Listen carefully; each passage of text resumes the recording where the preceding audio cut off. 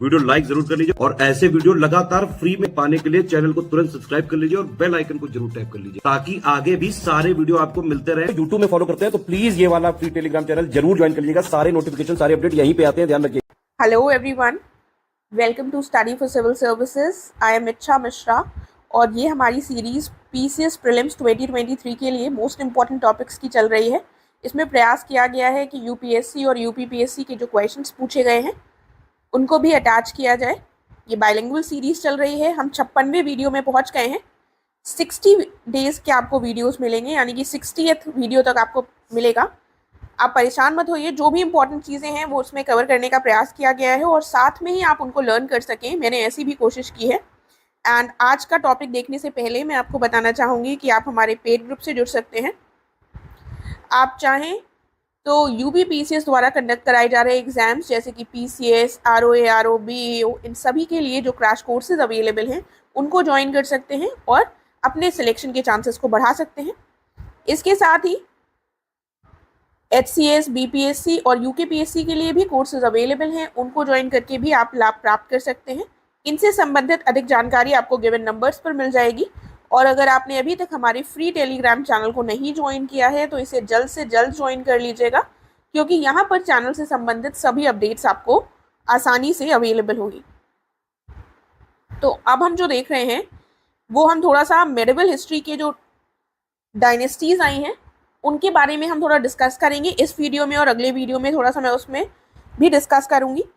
थोड़ा ध्यान से देखिएगा, शायद आपको ये चीज़ें पता भी हो, और अगर नहीं पता है तो आप इसके साथ ही लर्न कर लें, क्योंकि इनसे बहुत सारे क्वेश्चंस बनते हैं।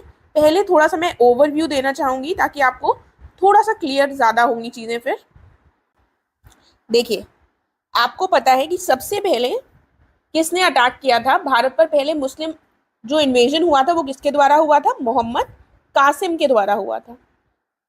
देखिए, थोड़ा सा रिविजन हो जाएगा। मोहम्मद कासिम ने सबसे पहले भारत को इन्वेड किया था 1712 एडी में, ठीक है।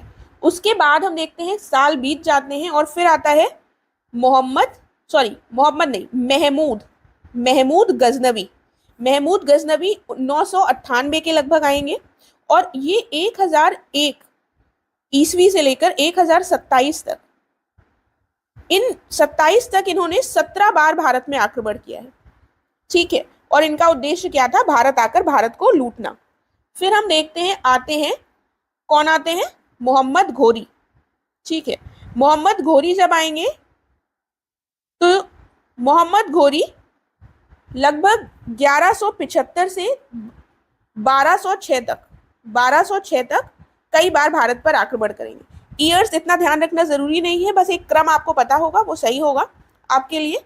और एक चीज और यहाँ पर याद रखिएगा कि महमूद गजनवी जब आए थे तो इनके साथ कौन कौन आया था? फिरदौसी आए थे, उसरी आए थे और उतबी आए थे। कौन कौन आए थे? फिरदौसी, उसरी, उतबी। 3 बार नाम बोलिए, इनके साथ महमूद गजनवी के साथ आए थे।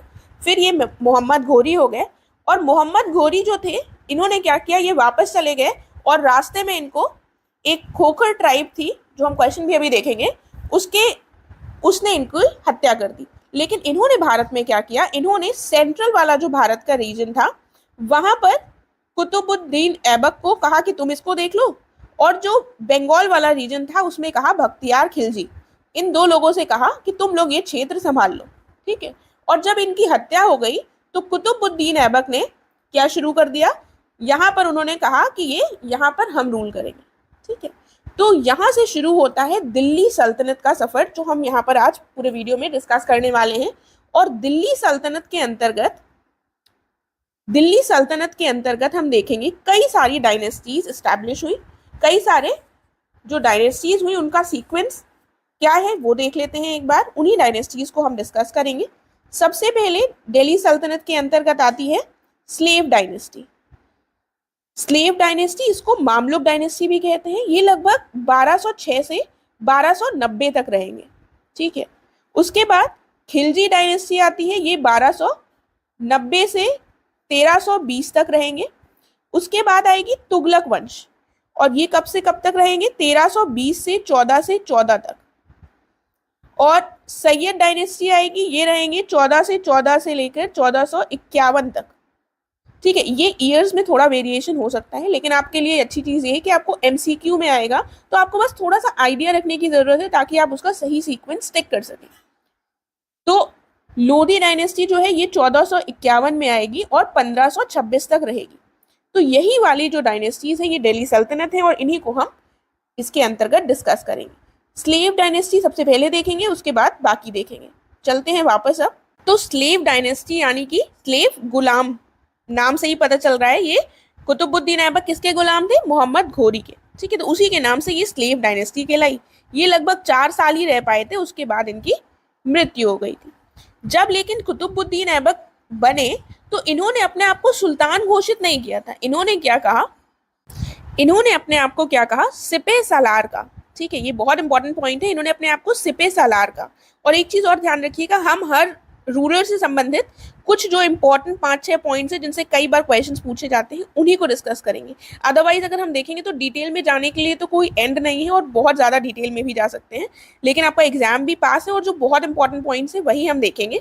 बाकी आने के चांसेस मैं नहीं कह सकती हूँ कि इन्हीं को पूछा जाएगा या कुछ और पूछा जाए, लेकिन जो एकदम इंपॉर्टेंट चीज़ें हैं अगर हम वो कवर कर लेंगे तो हमारे जो चांसेस हैं वो ज़्यादा बढ़ जाएंगे। राइट, तो देख लेते हैं दूसरा पॉइंट। उसके बाद इन्होंने इनकी जो कैपिटल थी, ये गलत लिखा हुआ है यहाँ पर, इनकी जो कैपिटल थी ये सही कर लीजिएगा, लाहौर थी। इन्होंने अपनी कैपिटल लाहौर रखी थी और इनको लाख बख्श कहा गया। एल से इनके साथ 2 चीजें हुई, ये लाहौर इन्होंने कैपिटल रखी और इनको लाख बख्श कहा गया। लाख बख्श क्यों कहा गया? क्योंकि इन्होंने कॉइन्स डिस्ट्रीब्यूट किए थे, अपनी प्रजा को लाखों कॉइन्स डिस्ट्रीब्यूट किए, इसीलिए इनको लाख बख्श कहा गया था। और कुतुब मीनार की इन्होंने फाउंडेशन रखी। और आगे चलकर कुतुब मीनार में को किसने कंप्लीट किया था? इल्तुतमिश ने। और उसके बाद थोड़ा सा उसमें स्टोरीज और रिकंस्ट्रक्ट करवाई थी फिरोज शाह तुगलक ने, वो हम देख लेंगे अभी। तो फिलहाल ये इनसे संबंधित कुछ इंपॉर्टेंट पॉइंट्स हो गए। और इनकी मृत्यु हो गई थी पोलो खेलते हुए। और देखते हैं, 2.5 दिन का झोपड़ा इनके द्वारा बनवाया गया था। पूछा गया है कई बार, 2.5 दिन का झोपड़ा इन्होंने बनवाया था अजमेर सिटी में और कुव्वतुल इस्लाम मॉस्क बनवाया था दिल्ली में। तो 2 चीजें इन्होंने बनवाई थी, एक 2.5 दिन का झोपड़ा अजमेर में और दूसरा कुव्वतुल इस्लाम मॉस्क। याद रखिएगा, कुतुब मीनार और कुव्वतुल इस्लाम मॉस्क दोनों चीजें इन्होंने दिल्ली में बनवाई थी। फिर देखते हैं, इसके बाद जो आते हैं वो हैं इल्तुतमिश। इल्तुतमिश इनके दामाद होते हैं। अब एक चीज याद रखिएगा, बीच में एक रूलर और आए थे थोड़े टाइम के लिए, जो बेटे थे इनके कुतुबुद्दीन ऐबक के। ठीक है, अब लेकिन इनका नाम था आराम शाह और ये कर रहे थे आराम, तो इसलिए इनसे कहा कि तुम आराम करो, तुम रूलर मत बनो, इसीलिए इनको रूलर नहीं बनाया गया। कि कौन बन गए थे फिर? ये थोड़े ही दिन के लिए रहे और फिर आ गए थे इल्तुतमिश, जो कि कुतुबुद्दीन ऐबक के दामाद थे और उनके स्लेव भी थे। इसलिए एक बार क्वेश्चन पूछा गया है कि स्लेव ऑफ स्लेव कौन था? स्लेव ऑफ स्लेव क्या हुआ? यानी कि व्यक्ति खुद भी स्लेव हो और उसका स्लेव। तो कुतुबुद्दीन ऐबक मोहम्मद घोरी के स्लेव थे और इल्तुतमिश कुतुबुद्दीन ऐबक के स्लेव थे, इसीलिए इनको क्या कहा गया? Slave of slave. तो ये आसान सा प्रश्न था। उसके बाद देखते हैं अगला पॉइंट। ये गवर्नर थे बदायूं के। ठीक है, कहाँ के गवर्नर थे? बदायूं के गवर्नर थे और इन्होंने अपनी जो कैपिटल थी वो दिल्ली ले गए थे। कुतुबुद्दीन ऐबक नहीं ले गए थे, उन्होंने लाहौर को रखा था कैपिटल। इन्होंने क्या किया था? लाहौर से दिल्ली को कैपिटल ट्रांसफर कर लिया था। इनके पास काफी समय था, हम देख रहे हैं 1211 से 36 तक ये बने रहे थे, तो इन्होंने काफी सारी चीजें करी। और हम ये देखते हैं कि ये पहले इलबरी तुल्क सुल्तान थे। इलबरी तुल्क सुल्तान कौन थे? कुतुबुद्दीन ऐबक। और इनके समय पर क्या होता है? तीसरी बैटल होती है तराइन की 1215 में। हम बैटल्स को डिस्कस करेंगे तो हम एक बार इसको देख लेंगे। तीसरी बैटल यालदौज के साथ होगी 1215 में और इल्तुतमिश ये बैटल जीत जाएंगे और जो यालदौज हैं वो हार जाएंगे। और इनके समय पर एक चीज और हुई, बैटल ऑफ इंडस हुई। बैटल ऑफ इंडस किसके किसके बीच हुई थी? 1221 में हुई थी। ये हुई थी जलालुद्दीन मंगबरनी, जो कि ख्वारिज्म एम्पायर के थे रूलर, और दूसरा था चंगेज खां मंगोल एम्पायर के। और मंगोल जो है चंगेज खां वो जीत जाते हैं और उसी के बाद हम देखते हैं कि दिल्ली सल्तनत पर मंगोलों का आक्रमण का खतरा निरंतर बना रहेगा। तो इस बैटल से आपको याद रहेगा कि इसमें कौन जीतेगा? चंगेज खान मंगोल एम्पायर के। और चंगेज खान का रियल नेम पूछा गया है क्वेश्चंस में, तो तेमुचिन नाम था चंगेज खान का। उसके बाद इन्होंने इक्ता सिस्टम शुरू किया था। अब इक्ता सिस्टम में बेसिकली था क्या कि जो भी सैनिक अधिकारी होते थे उनको ज़मीन दे दी जाती थी और उनको उसी से खर्च करना होता था और फिर वो ज़मीन की देखभाल करते थे और मिलिट्री भी स्टैब्लिश करते थे। इसकी इतनी डिटेल में मत जाइए, बस थोड़ी चीज़ें याद रखिए। इन्होंने 2-3 चीज़ें इनके देखिए आई से पॉइंट्स आ रहे हैं। इल्तुतमिश इनका नाम है, उसके बाद ये इलबरी तुर्क थे, ठीक है, ये पॉइंट याद रहेगा। इक्ता सिस्टम इन्होंने शुरू किया, ठीक है, ये 2 पॉइंट्स इल्तुतमिश के आई से हो गए, तो आपको ऐसे याद रहेंगे। और उसके बाद और बैटल ऑफ इंडस की बैटल भी इन्हीं के समय पर हुई थी। फिर तुर्क चहलगानी इन्होंने शुरू करी। तुर्क चहलगानी क्या था, कुछ जो नोबेल्स थे उनका गुट बना लिया था इन्होंने इस सिस्टम के अंतर्गत, और क्या किया था, और वो लोग इल्तुतमिश की सहायता करते थे एडमिनिस्ट्रेशन में, ठीक है। तो ये बेसिकली इनसे संबंधित पॉइंट्स हो गए। उसके बाद देखते हैं, ये तुर्क चहलगानी हो गया। और इन्होंने, अब इनके पास इतना लंबा समय था तो इन्होंने क्या किया, इन्होंने थोड़े कॉइन्स भी इंट्रोड्यूस किए। एक सिल्वर का टका और कॉपर का जीतल। सिल्वर टका ST होता है ना, ABCD की सीक्वेंस में ST आता है, तो सिल्वर का क्या है, टंका, और दूसरा कॉपर का क्या है, जीतल, ठीक है। कॉपर जीतल सिल्वर टका इनके द्वारा इंट्रोड्यूस किया गया था। और इन्होंने प्योर अरेबिक लैंग्वेज के कॉइन्स भी चलवाए थे। तो ये कॉइन से संबंधित इनके 2 पॉइंट्स हो गए। इन्होंने क्या किया, इसके अलावा जब ये ग्वालियर के हमले में शामिल हुए थे तो हम देखते हैं कि इन्होंने थोड़े टाइम के लिए दिल्ली को अपनी बेटी के हाथों में सौंप दिया था। और लेकिन जब वो लौट कर आए तो इन्होंने देखा कि इतने अच्छे से इनकी बेटी ने रूल किया था कि अपना सक्सेसर इन्होंने रजिया सुल्तान को ही घोषित कर दिया था। और ये जो घोषित किया था ये किस बेसिस पे किया था, ईरानियन ट्रेडिशन के बेसिस पर रजिया सुल्तान को अपना सक्सेसर घोषित कर दिया था। फिर हम देखते हैं, लेकिन रजिया सुल्तान एक महिला थी तो ऑब्वियसली उनका विरोध होना था। उस समय पर कोई भी उनको स्वीकार करने के लिए रूलर के रूप में तैयार नहीं था। इसीलिए इनकी मृत्यु के बाद इनके जो बेटे थे रुकनुद्दीन फिरोज शाह, वो बनते हैं रूलर। लेकिन रुकनुद्दीन को ज़्यादा देर सीट पर रोका नहीं गया, ठीक है, इसीलिए फिर ये हट गए। और कौन आ जाएगा, फिर आ जाएंगी हमारे सामने रजिया सुल्तान, जिनका कार्यकाल 1236 से 40 के बीच में रहा।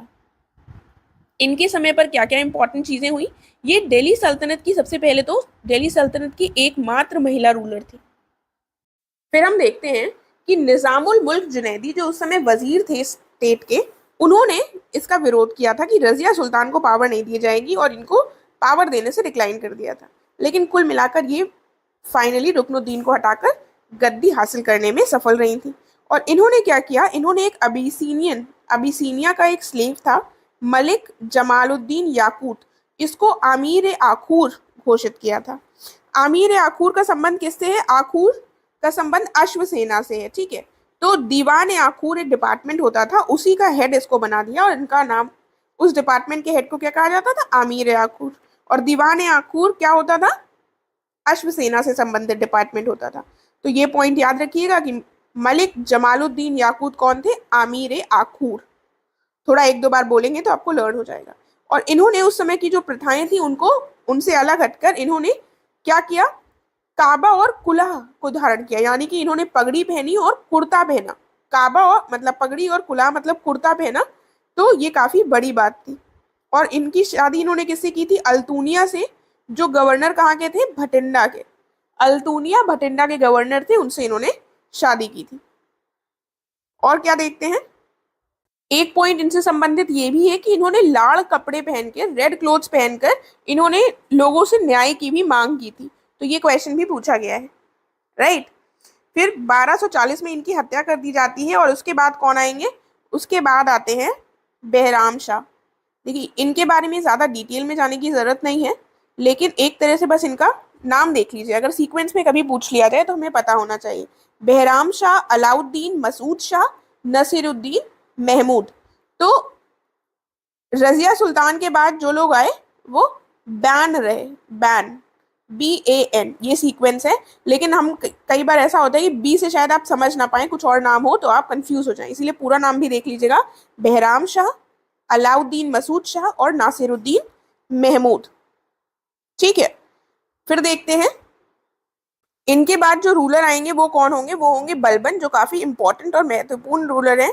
एक चीज याद रखिएगा, बलबन का उदय कौन से शहनशाह या कौन से सुल्तान के समय पर हुआ था, तो वो अलाउद्दीन मसूद शाह के समय पर हम देखते हैं कि बलबन जो है वो सीन में आते हैं, और नसीरुद्दीन महमूद के समय पर ये काफी स्ट्रांग पोजीशन अपना लेते हैं।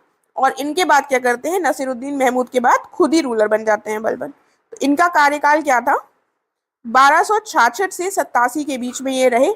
इन्होंने टाइटल लिया था नियाबत ए खुदाई।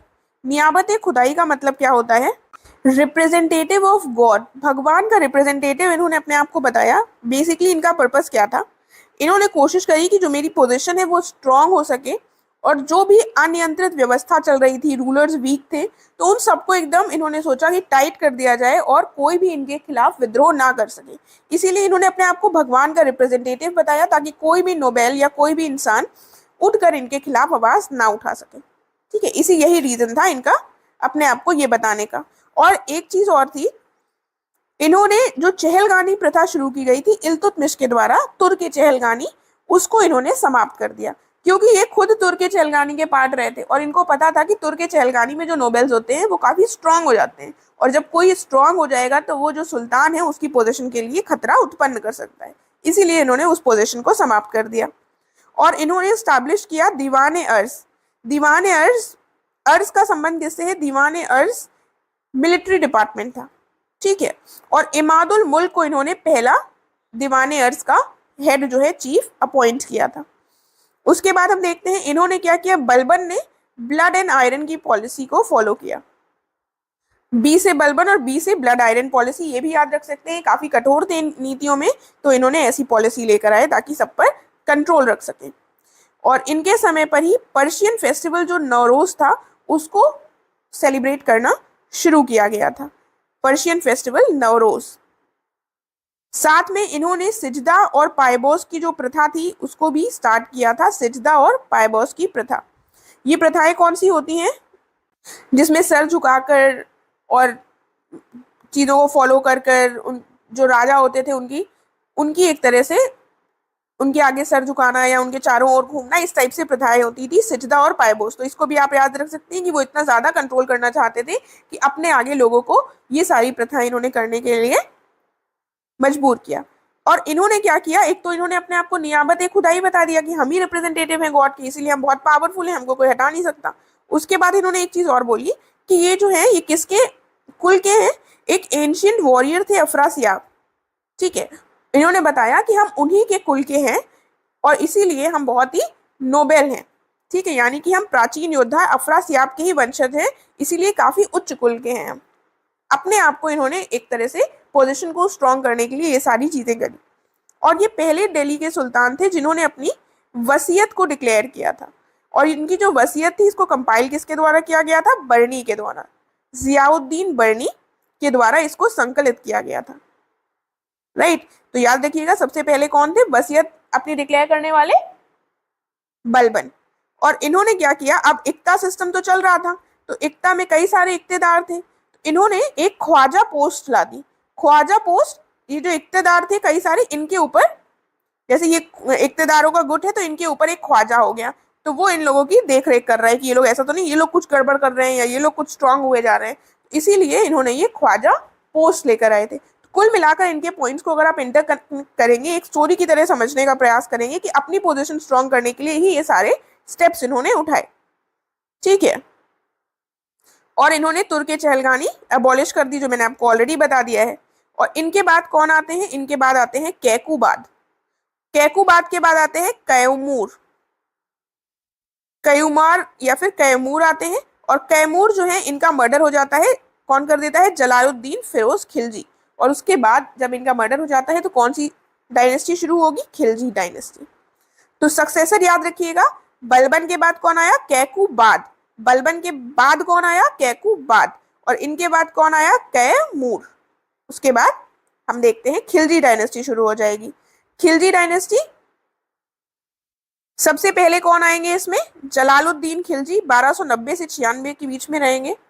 आप अगर ईयर्स नहीं भी लर्न कर पा रहे हैं तो कोई टेंशन मत लीजिएगा, बस एक बार थोड़ा देख लीजिएगा, देखना जरूरी है। तो ये लगभग 6 साल के पीरियड के लिए रहे और इनका क्या हुआ था, इनका कोरोनेशन किलोखरी नामक स्थान पर हुआ था। किलोखरी नामक स्थान पर इनको कोरोनेट किया गया था।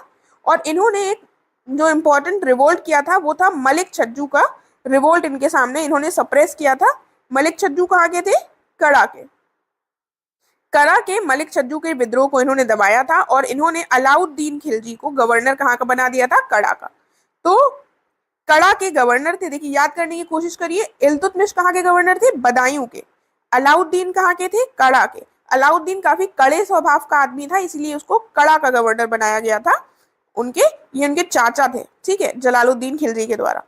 और मलिक छज्जू का, इनके चाचा ने छज्जू का रिवोल्ट सप्रेस किया था, जो यहीं के थे, कड़ा के। उसके बाद हम देखते हैं अलाउद्दीन खिलजी। ये अब 20 साल के पीरियड के लगभग रहेंगे, 1296 से 1316, ठीक है। इनका असली नाम क्या था? अली गुरशाब। अली गुरशाब अलाउद्दीन खिलजी का नाम था। इनको कोरोनेट कहाँ किया गया था? लाल भवन, जो कि बलबन के द्वारा बनवाया गया था, वहां पर इनका कोरोनेशन हुआ था, मतलब कि राज्याभिषेक। और इन्होंने क्या किया? इनकी विजयों का क्रम पूछा गया है, तो ये हम देखेंगे। पहले तो इन्होंने उलूग खान और नुसरत खां को गुजरात को कॉन्कर करने के लिए भेजा था 1298 में। उसके बाद इनकी कैंपेन्स में अगर हम देखें तो जैसलमेर में 1299 में कैंपेन हुई थी, रणथंभौर की 1301 में और चित्तौड़ की 1303, फिर मालवा 1305। इन सब में एक एक साल का गैप है और ये यहाँ से शुरू होता है गुजरात का। अब आपको कैसे लर्न करना है? तो ऐसे लर्न करना तो टफ है, इसके लिए कुछ ट्रिक बना लेते हैं। गुजरात से गुजरात हो गया और जा से आपका जैसलमेर हो गया। गुजरान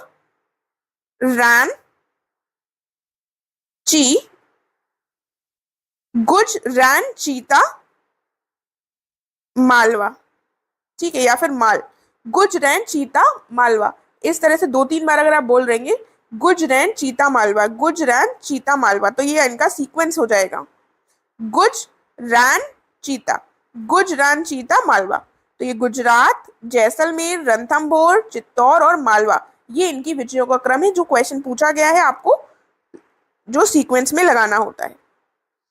फिर हम देखते हैं अब जब इन्होंने ऊपर वाले क्षेत्रों में कर लिया विजय, तो इन्होंने नीचे सदर्न कैंपेन्स करी। इनकी जो सदर्न कैंपेन्स थी वो मलिक काफूर के द्वारा की गई थी, ठीक है। मलिक काफूर, अगर आपने मूवी देखी होगी पद्मावत, तो उसमें आपने इन लोगों के कैरेक्टर्स देखे होंगे और आप उसको थोड़ा विजुअलाइज करके चीजों को याद कर सकते हैं। मलिक काफूर को 1000 दिनारी का नाम दिया गया था, क्योंकि इनको 1000 दिनार देकर ही अलाउद्दीन खिलजी ने खरीदा था। और रामचंद्र देव को इन्होंने डिफीट किया, जो कि देवगिरी के थे। रामचंद्र देव कहाँ के थे? देवगिरी के। 1307 में डिफीट किया। उसके बाद काकतीय डायनेस्टी वारंगल की 1309 में डिफीट किया। फिर बल्लाल 3 होयसल डायनेस्टी के थे, 1310 में डिफीट किया। फिर पांड्य किंगडम को इन्होंने 1311 में डिफीट किया। तो 7, 9, 10 और 11 में इन्होंने डिफीट किया। सबसे पहले इन्होंने देवगिरी के रामचंद्र देव को डिफीट किया। देवगिरी और रामचंद्र देव, तो नाम आप देव से कनेक्ट कर सकते हैं। उसके बाद किसको डिफीट किया? फिर किया काकतीय डायनेस्टी, जो कि वारंगल के थे। उसके बाद होयसल डायनेस्टी की वीर बल्लाल तृतीय को डिफीट किया। उसके बाद किसको किया? पांड्य को किया, ठीक है। तो ये आप कैसे ध्यान रख सकते हैं? इसमें आप ऐसे याद रख सकते हैं, इसमें आप लिख लीजिए देख पांड्य। देखिए देख, तो ये हो गया, तो ये आपका हो गया देवगिरी, काकतीय, होयसल, देख और उसके बाद देख पांड्य, ठीक है। या फिर पांडा, या फिर कुछ भी बोल लीजिए, देख पांडा, ठीक है। पांडा से आपको पांड्य किंगडम याद रहेगा, ये सीक्वेंस रहेगा। ऊपर वाला हमने देख लिया है, अब ये देख पांडा से पांडा कर लीजिए, इजी रहेगा। देख पांडा से आपको इनके सदर्न कैंपेन्स जो है वो लर्न रहेंगी। फिर देखते हैं, इन्होंने काफी सारी चीजें करी। इनके समय पर 4 ऑर्डिनेंसेस भी आए थे। तो ये अलाउद्दीन खिलजी भी काफी स्ट्रॉन्ग लीडर, काफी स्ट्रॉन्ग सुल्तान थे। इन्होंने 4 ऑर्डिनेंसेस पास किए और इन्होंने ये प्रयास किया कि जो भी उस समय पर जिनसे खतरा हो सकता था, जो अमीर लोग होते थे, नोबेल्स, उनको क्या किया, उनकी पोजीशन को थोड़ा सा सॉफ्ट करने का, कमजोर करने की कोशिश करी। सबसे पहले इन्होंने क्या किया, जितनी भी अमीर्स होते थे उस समय के, तो उनकी जो प्रॉपर्टी थी, उनकी प्रॉपर्टी को सीज कर लिया, उनकी संपत्ति जो थी वो जब्त कर ली। और साथ में इन्होंने एक स्पाई डिपार्टमेंट बनाया। इन्होंने सोचा अगर स्पाई डिपार्टमेंट रहेगा तो सब पर निगरानी कर सकेंगे कि कौन क्या कर रहा है। तो स्पाई डिपार्टमेंट इनके द्वारा स्टैब्लिश किया गया। और स्पाई डिपार्टमेंट को क्या कहा गया? बरीद मुमालिक जो था वो चीफ होता था स्पाई डिपार्टमेंट का, बरीद मुमालिक। फिर इन्होंने क्या किया? इन्होंने अल्कोहल पर भी प्रोहिबिट कर दिया, प्रोहिबिशन लगा दिया, बैन लगा दिया, प्रतिबंध लगा दिया अल्कोहल पर। और इन्होंने इंटर रिलेशन जो होते थे आमीर्स में, या आप अमीर कह सकते हैं, तो उनके अमीरों के जो आपस में विवाह हो जाते थे बच्चों के, वो सब चीज़ों पर इन्होंने प्रतिबंध लगा दिया। तो ये इनके बेसिकली अपने पोजीशन को स्ट्रेंथन करने के लिए ही स्टेप्स उठाए गए थे। अमीरों की इन्होंने पोजीशन, इन्होंने प्रॉपर्टी जब्त कर ली और इन्होंने उन अमीरों से कहा कि ऐसा नहीं कि तुम लोग आपस में विवाह कर सकते हो। उनके आपस में इंटर मैरिटल जो रिलेशंस थे उनको समाप्त कर लिया। अमीरों के साथ ये दो काम किए, ऊपर से उन्हीं के ऊपर स्पाइस थोप दिए कि अब तुम लोगों की ऐसा नहीं, तुम लोग कुछ पीठ पीछे मेरे कर लो, अब तुम्हारी स्पाइस जो है वो निगरानी करेंगे, यानी कि गुप्तचर विभाग स्थापित कर दिया। और इसके साथ ये भी कह दिया कि अब तुम लोग जो अल्कोहल पीते थे वो भी नहीं पियोगे, वो भी प्रतिबंध कर दिया। ये 4 चीजें हैं। साथ में इन्होंने जजिया कर लगा दिया और ग्रेजिंग टैक्स लगाया और हाउस टैक्स लगाया। तो हाउस टैक्स और ग्रेजिंग टैक्स को क्या कहा जाएगा? चराई और घरी कर। ठीक है, घरी कर और चराई कर इन्होंने लगा दिए थे। ये 3 टैक्सेस लगा दिए। साथ में इन्होंने क्या किया? आगे बढ़ने से पहले मैं आपको बताना चाहूंगी कि स्टडी फॉर सिविल सर्विसेज के द्वारा 780 पेजेस का क्रैश कोर्स शुरू किया गया है, जो कि प्रीलिम्स 2023 के को फोकस में रखकर किया गया है, जो आपका 14 मई को होने वाला है। उसके लिए ये क्रैश कोर्स है स्पेसिफिकली, एंड इसको ज्वाइन कर आप डेफिनेटली अपने सिलेक्शन के चांसेस को बढ़ा सकते हैं। तो अगर आपने अभी तक ज्वाइन नहीं किया है तो तुरंत इसको ज्वाइन कर लीजिए और इन गिवन नंबर्स पर आप कांटेक्ट कर बाकी डिटेल्स की जानकारी प्राप्त कर सकते हैं। अब हम आगे बढ़ते हैं अपने नेक्स्ट टॉपिक की तरफ। देखिए, तो इन्होंने क्या किया? इन्होंने एक दीवान रियासत नामक अधिकारी अपॉइंट किए, दीवान रियासत। ठीक है, और इनको क्या कहा गया इन अधिकारियों से कि शाहाना मंडी नामक जो बाजार होते थे उसमें बाजार मूल्यों को मानकीकृत करने के लिए इन्होंने नियुक्त किया। तो कुल मिलाकर ये मार्केट रिफॉर्म्स लेकर आए थे। इनकी मार्केट रिफॉर्म्स का मकसद क्या था कि जो भी मार्केट में प्राइसेस हैं उनको फिक्स कर दिया जाए। तो मार्केट में प्राइस करने से क्या होगा? क्योंकि ये काफी ज्यादा एम्बिशियस व्यक्ति था और इसका था कि हमें बहुत ज्यादा अपनी आर्मी, स्टैंडिंग आर्मी रखनी है, बहुत सारे लोगों को अपॉइंट करना है आर्मी में, तो उनका जो खर्चा था उसको वहन करने के लिए क्या जरूरी हो गया कि प्राइसेस फिक्स्ड रहे, वरना फिर उनका खर्चा वहन नहीं हो सकता था। तो इनकी जो मार्केट रिफॉर्म्स थी उसके अंतर्गत ही इन्होंने दीवान रियासत को अपॉइंट किया था। और बेसिक उसका मोटो क्या था? मोटो ये था कि मार्केट के जो प्राइसेस हैं वो फिक्स्ड हैं और ऐसा ना हो कि उसको अच्छे से फॉलो ना किया जाए, इसीलिए अधिकारी अपॉइंट करना इन्होंने जरूरी समझा, इसीलिए इनको अधिकारी को अपॉइंट करना पड़ा था। और शाहाना मंडी बेसिकली एक तरीके से क्या थी? मंडियां थी। ठीक है, शाहाना मंडी। लेकिन आप ये भी देखेंगे कि ये भी क्वेश्चन पूछा गया है कि शाहाना मंडी अधिकारी किसके द्वारा अपॉइंट किए गए। तो अगर वो मार्केट हो या अधिकारी हो तो इसमें आपको कंफ्यूज नहीं होना है। आपको ये पता होना चाहिए ये अलाउद्दीन खिलजी ने किया था अपनी मार्केट रिफॉर्म्स के लिए। 2 चीजें करी थी, एक दीवान रियासत और एक ये शाहाना मंडी। तो शाहाना मंडी मार्केट के लिए भी कहीं कहीं लिखा हुआ है और कहीं कहीं अधिकारी के लिए भी लिखा हुआ है, तो याद रखिएगा दोनों चीजें इसीलिए हुई थी। और देखिए, मैंने आपको बताया कि इनको बड़ी आर्मी रखनी थी और ज्यादा चीजों, इनको कई सारे इन्होंने अटैक्स भी किए, तो इसीलिए इन्होंने मार्केट रिफॉर्म्स लाए थे। तो आप ये याद रखेंगे कि स्टैंडिंग आर्मी सबसे पहले किसने, कौन से सुल्तान ने रखी थी? अलाउद्दीन खिलजी ने। ठीक है, उसके बाद हम देखते हैं इन्होंने 2 चीजें करी थी, 2 नहीं बल्कि 3 चीजें बहुत इंपॉर्टेंट बनवाई थी। एक था अलाई दरवाजा। अलाई दरवाजा आप याद रखेंगे अलाउद्दीन खिलजी के नाम से। ये कहा जाता है अलाई दरवाजा सल्तनत एज का सबसे अच्छा मॉन्यूमेंट। इसके अलावा इन्होंने 1000 खंबा महल बनवाया था और फोर्ट ऑफ सीरी। ये तीनों चीजें इनके समय पर बनी थी। कौन कौन सी? अलाई दरवाजा, 1000 खंबा महल और फोर्ट ऑफ सीरी। साथ में इन्होंने एक तो इन्होंने दीवान रियासत शुरू किया, एक इन्होंने दीवान मुस्त खराज भी शुरू किया डिपार्टमेंट। इस डिपार्टमेंट का क्या काम था कि रिवेन्यू कलेक्ट करो। अब इतनी बड़ी इनको आर्मी रखनी थी, इतने इनको सारे सबके ऊपर अटैक करना था, तो रिवेन्यू कलेक्ट करना इंपॉर्टेंट था कि नहीं? अगर रिवेन्यू ही नहीं कलेक्ट होगी प्रॉपर्ली तो पैसा कहाँ से आएगा? इसीलिए मुश्त में रेवेन्यू लेकर आओ, इसीलिए इन्होंने मुश्त खराज डिपार्टमेंट स्टैब्लिश किया, दीवान मुश्त खराज। आई होप आपको लर्न हो रही होंगी चीजें साथ में। ये चीज़ें अलाउद्दीन खिलजी के द्वारा की गई। अलाउद्दीन खिलजी के बाद हम देखते हैं कौन आता है, मुबारक शाह खिलजी आएंगे। ठीक है, इनके संबंध में जो सबसे इम्पोर्टेंट पॉइंट है वो ये है कि ये पहले और केवल दिल्ली सल्तनत थे, दिल्ली सल्तनत के सुल्तान थे जिन्होंने अपने आप को ही खलीफा डिक्लेयर कर दिया था।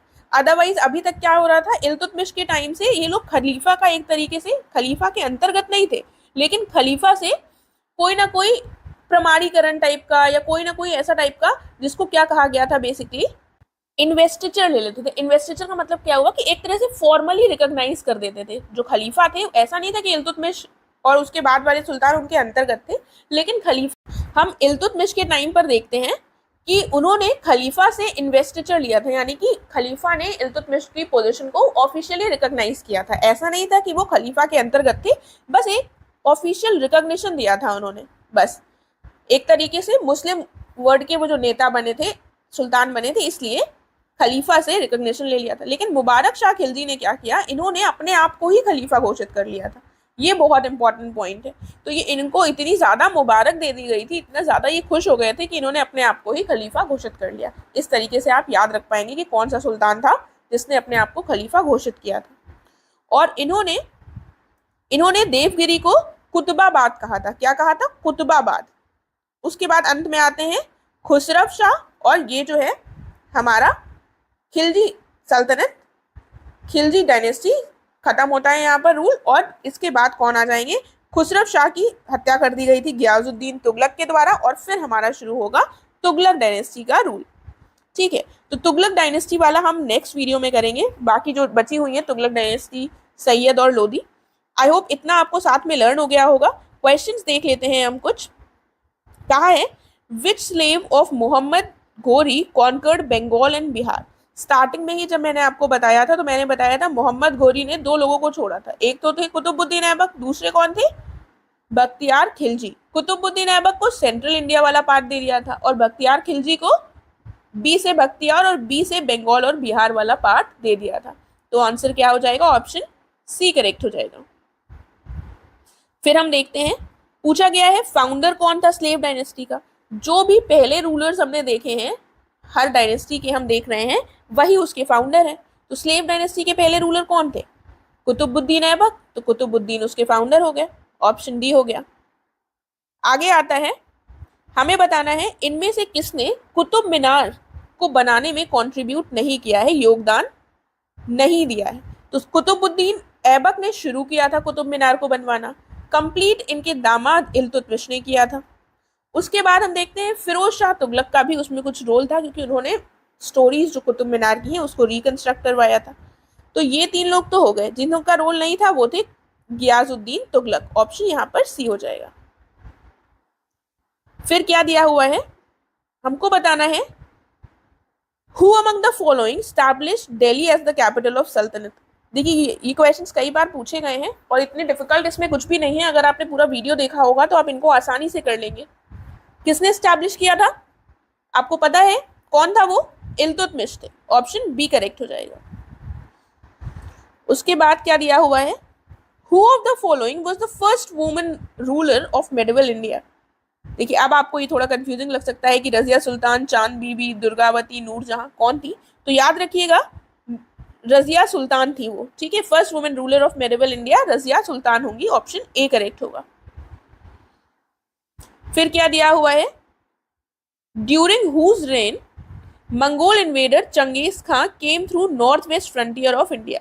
मंगोल आक्रमणकारी चंगेज खान किसके शासनकाल में भारत की उत्तर पश्चिमी सीमा में से होकर आए थे? ऑप्शंस क्या दिए हुए हैं यहाँ पर? पहला हो गया अलाउद्दीन खिलजी, इल्तुतमिश, बलबन या फिर ऐबक। तो करेक्ट आंसर क्या हो जाएगा? इल्तुतमिश। इल्तुतमिश के समय पर हम देखते हैं कि चंगेज खान जो है ये north west frontier of India तक आ गए। ऑप्शन बी करेक्ट हो जाएगा। देखिए एक चीज याद रखिएगा, एक चीज मैंने पिछले वीडियो में हमने डिस्कस करी है, मनुस्मृति। ठीक है, मनुस्मृति को मैंने बोल दिया था कि ये सोशल उससे संबंधित है, लेकिन इसका संबंध लॉ है, लॉ से है, लॉ बुक है। ये क्वेश्चन कई बार रिपीट हुआ है तो प्लीज़ इसमें सुधार कर लीजिएगा, माफ़ी चाहूँगी, ये चीज़ गलत बता दी थी तो इसको प्लीज़ देख लीजिएगा। आगे देखते हैं, किसके रेन में Mongols were seen on the bank of river for the first time. तो अब आप फिर समझ गए होंगे, बैटल ऑफ इंडस हुई थी, इंडस रिवर की बात हो रही है, और मंगोल्स को यहाँ पर किसके समय पर देखा गया था? बलबन, इल्तुतमिश, ऐबक या फिर रजिया? तो इल्तुतमिश के समय पर देखा गया था। ऑप्शन बी करेक्ट होगा। उसके बाद क्या आएगा? Who was behind डिथ्रोनिंग Razia Sultan? तो अफगान्स ने किया था, मंगोल ने, तुर्क ने या फिर अरब ने? किसके द्वारा डिथ्रोन किया गया था रजिया सुल्तान को? तो ये तुर्कों के द्वारा किया गया था, टर्क्स के द्वारा ही। ठीक है, तो याद रखिएगा, टर्क्स के द्वारा ही इनको डिथ्रोन किया गया था। उसके बाद क्या क्वेश्चन है? Which sultan of Delhi is said to have followed the policy of blood and iron? तो अब ये प्रश्न आपके लिए आसान होगा, किसने फॉलो करी थी ब्लड एंड आयरन की पॉलिसी? बलबन ने। ऑप्शन बी करेक्ट होगा। फिर एजर्शन और रीजन का स्टेटमेंट है, ये देख लेते हैं क्या कहा गया है। यहाँ पर लिखा हुआ है, Balban made his government firm and stable and centralized all authority in his hands. He wanted to protect northwest frontier from Mongol. Hindi में भी देख लेते हैं एक बार। बलबन ने अपनी सरकार को दृढ़ और स्थिर बनाया और पूरी सत्ता को अपने हाथों में केंद्रीकृत कर लिया। वह मंगोल के खिलाफ उत्तर पश्चिम सीमांत की रक्षा करना चाहता था। बातें तो दोनों बिल्कुल सही हैं, लेकिन ये सही एक्सप्लेनेशन नहीं है दूसरे का। ऐसा है कि वो प्रोटेक्ट करना चाहते थे मंगोलों से, लेकिन ये सही एक्सप्लेनेशन नहीं है, इसलिए ऑप्शन बी करेक्ट होगा। दोनों स्टेटमेंट सही है, लेकिन नॉट द करेक्ट एक्सप्लेनेशन। फिर देखते हैं क्या कहा गया है। निम्नलिखित में से वो कौन से सुल्तान थे जिन्होंने गढ़मुक्तेश्वर से मस्जिद की दीवार पर अपने शिलालेख में खुद को खलीफा का सहायक कहा था? तो वो कौन से थे? ये इंपॉर्टेंट पॉइंट हो जाता है, ये हमने नहीं देखा है। बलबन, कैकूबाद, जलालुद्दीन खिलजी या फिर इनमें से कोई भी नहीं? तो वो बलबन थे। वो बलबन थे जिन्होंने गढ़मुक्तेश्वर में मस्जिद की दीवार पर अपने शिलालेख में खुद को खलीफा का सहायक कहा था। ठीक है, आगे देखते हैं। फिर क्या है? कहा गया है वो कौन सा सुल्तान था दिल्ली का जिसने सिकंदर सानी की उपाधि धारण की थी? तो अलेक्जेंडर को हिंदी में कहा जाता है सिकंदर सानी, यानी सिकंदर के समान। ये यहाँ पर इंग्लिश में थोड़ा डिफरेंट लिखा हुआ है। तो अलाउद्दीन खिलजी जो थे, कहा जाता है कि वो सिकंदर की तरह वो भी पूरा वर्ल्ड वाइड वो करना चाहते थे, एक्सपेंशन अपने एम्पायर का। लेकिन फिर कहा गया कि उनके एक दोस्त थे, दिल्ली के कोतवाल थे, अलाउल मुल्क। फिर उन्होंने समझाया कि नहीं, तुम्हें ये करने की जरूरत नहीं है, तुम शांति से बैठो। तो फिर अलाउद्दीन खिलजी ने क्या किया, जो अपना एम्पायर एक्सपैंड करने का जो उनका सपना था, जो सोच रहे थे, आइडिया था, उसको उन्होंने ड्रॉप कर दिया। लेकिन फिर भी सिकंदर सानी की उपाधि उन्होंने टाइटल ग्रहण कर लिया था। तो इस स्टोरी से आप समझ गए होंगे कि सिकंदर सानी का टाइटल किसने लिया था? अलाउद्दीन खिलजी ने लिया था। फिर ऑप्शन बी करेक्ट हो गया है। फिर से एजर्शन और रीजन का है, देख लेते हैं क्या है, क्या कहा गया है इसमें कहा गया है एजर्शन में कि अलाउद्दीन के दक्कन के अभियान वित्तीय उद्यम थे, यानी कि were financial ventures. He wanted to annex Deccan states, वे डेक्कन राज्यों को जीतना चाहते थे। तो रीजन क्या था कि वो क्या उनका रीजन था? यहां पर केवल पहला वाला स्टेटमेंट सही है, क्योंकि वो जो दक्कन के अभियान कर रहे थे उनको पैसा चाहिए था, इसलिए कर रहे थे। उनको दक्कन राज्यों को जीतने में कोई भी अब रुचि नहीं रह गई थी। ऑप्शन सी करेक्ट हो जाएगा यहाँ पर। फिर देखते हैं अलाउद्दीन खिलजी के संबंध में हमको ये कथन दिए गए हैं, क्या क्या है। पहले कहा गया है उसने खेती की जमीन को माप कर राजस्व एकत्र करवाया था। उसने अपने पूरे साम्राज्य में राजस्व उपाय लागू किए थे। उसने प्रांतीय गवर्नरों को की जो शक्ति थी उसको समाप्त कर दिया था। तो इसमें कौन सा सही हो जाएगा? पहला और तीसरा बिल्कुल सही है, दूसरा गलत है। दूसरा क्यों गलत है? क्योंकि इन्होंने अपने पूरे साम्राज्य में राजस्व उपाय लागू नहीं किए थे। पूरे साम्राज्य में नहीं थे, केवल जो इनकी कैपिटल और उसके आसपास के क्षेत्र थे उसमें इन्होंने इसको लागू किया था। और पहला पॉइंट क्या है? ही collected revenue by measuring the cultivated land, बिल्कुल सही बात है। और इन्होंने अबॉलिश कर दी थी प्रोविंशियल गवर्नर्स की जो पावर थी उसको इन्होंने समाप्त कर दिया था। तो ये दोनों पॉइंट्स याद रखिएगा इनसे संबंधित। ऑप्शन सी करेक्ट हो जाएगा यहाँ पर। आगे फिर दिया हुआ है अलाउद्दीन खिलजी ने इंट्रोड्यूस किया था प्राइस कंट्रोल इन दिल्ली, यानी कि मूल्य नियंत्रण की शुरुआत की थी। ये दिल्ली में अपने महलों का निर्माण करने वाले कारीगरों को कम मजदूरी देना चाहता था। तो मैंने आपको बताया क्या ये रीजन था? ये रीजन बिल्कुल भी नहीं था कि जो इनके महल निर्माण कर रहे हैं उनको कम मजदूरी देनी हो। तो पहला कथन तो बिल्कुल सही हो जाएगा, दूसरा गलत हो जाएगा, ऑप्शन हमारा सी हो जाएगा। इन्होंने क्यों लोअर वेजेस करे थे कि इनको मूल्य नियंत्रण क्यों किया था, ताकि ये अपनी एक स्टैंडिंग जो इनकी आर्मी है उसको इनको ज्यादा पैसा ना देने पड़े और उस पर ज्यादा भार ना पड़े। ठीक है, ये रीजन था। फिक्स्ड इन्होंने प्राइस कर दिया, ये इनका लोगों के लिए हितकारी, इनका कोई ऐसा नहीं था कि लोगों का हित चाहते हो, ये बस इनकी आर्मी सस्टेन कर सके, ये इनका मेजर रीजन था। उसके बाद ऑप्शन देखते और क्वेश्चन देखते हैं। कहा गया है अलाउद्दीन खिलजी द्वारा बाजार की कीमतों को नियंत्रित करने का प्रयास क्यों किया गया था? कृषि प्रगति को बढ़ावा देने में सफल रहा, का लाभ केवल अमीरों को हुआ, अत्यधिक सफल रहा, निशासक को जीतने से जनता से अलग कर दिया। तो यहाँ पर जो हमारा करेक्ट आंसर हो जाएगा ये अत्यधिक सफल रहा था, was highly successful, option C correct होगा। फिर आगे देखते हैं, दिल्ली के किस सुल्तान ने सबसे पहले घरी या ग्रह कर लगाया था? तो मैंने आपको बताया था, हमने अभी डिस्कस भी किया है, घरी या चराई कर जो था, ये दोनों कर किसके द्वारा लगाए गए थे? अलाउद्दीन खिलजी के द्वारा, ऑप्शन बी करेक्ट हो जाएगा। फिर कहा गया है 1306 के बाद अलाउद्दीन खिलजी के शासनकाल में दिल्ली सुल्तान और मंगोलों के बीच की सीमा जो थी वो किस नदी तक थी? तो ये क्वेश्चन थोड़े से कंफ्यूजिंग हो सकते हैं, लेकिन इसका आंसर भी आसान है, सिंधु तक ही थी। ऐसा नहीं था वो सिंधु को पार कर कर आ गए थे। बैटल ऑफ इंडस हमने देखी, वहीं पर उनकी लड़ाई हुई थी और वहीं तक हमारी इनकी सीमा रही थी, ऑप्शन सी करेक्ट होगा। फिर क्या कहा गया है? अलाउद्दीन खिलजी के निम्नलिखित सेनापतियों में से कौन अंततः तुगलक वंश का पहला सुल्तान बना? तो जो हमने देखा